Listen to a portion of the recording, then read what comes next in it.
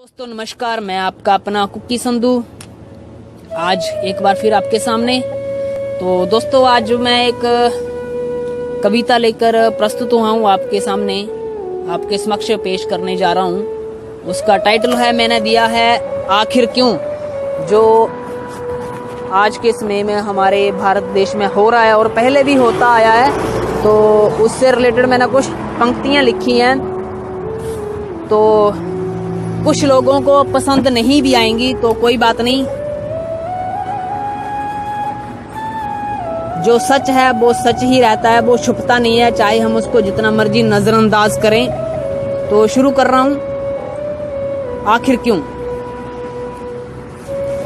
पहले कितनों को न्याय मिला है जो अभी मिलेगा, यही हाल रहा हमारे भारत देश का, तो किसी भी घर में बेटी जैसा कोई फूल नहीं खिलेगा।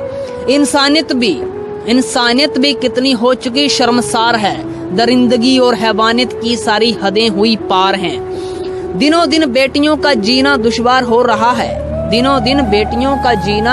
हो रहा है, कैसे सुरक्षित रखेंगे अपनी बेटियों को, ये सोच सोच कर हर माँ बाप का हाल बुरा हो रहा है। ना कोई कानून ना कोई सजा ऐसे हैवानों को, कानून कोई ऐसा बने जिसमें हाथ पैर काट कर चौराहे पर बैठाया जाए ऐसे शैतानों को। हर गांव हर शहर हर काम में राजनीति हो रही है, पर इन राजनेताओं को क्या फर्क पड़ता है, इनके घर की बेटी थोड़ी ना कोई गई है। अरे कम से कम इस कुकर्म के खिलाफ तो एक साथ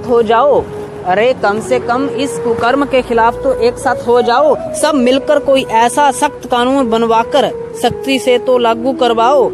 वो पीड़ा वो दर्द वो बेबसी भला कौन जान पाएगा, ये तो वही जान सकता है जो इसकी चपेट में आएगा।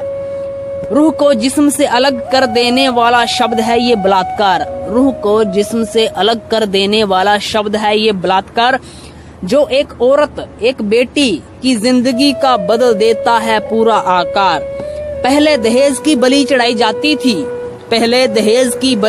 जाती थी और आज बेटी बलात्कार जैसे कुकर्म की भेंट चढ़ रही है। क्या फायदा ऐसे प्रशासन ऐसे कानून का जिसे सर्वशक्ति देवी का दर्जा देते हैं हम, वही अपनी जान के लिए आज लड़ रही है।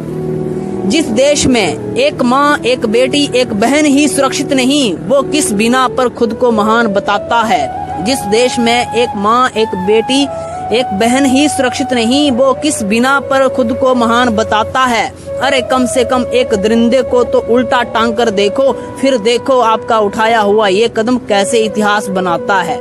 अंत में एक जरूर बात कहूँगा, रूह तक कांप उठती है बलात्कार जैसे शब्द को सुनकर।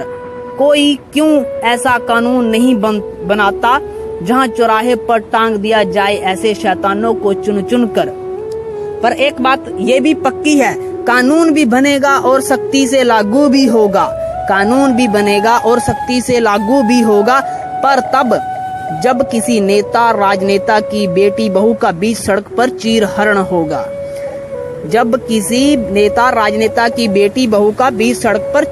होगा। थैंक यू, जय हिंद जय भारत।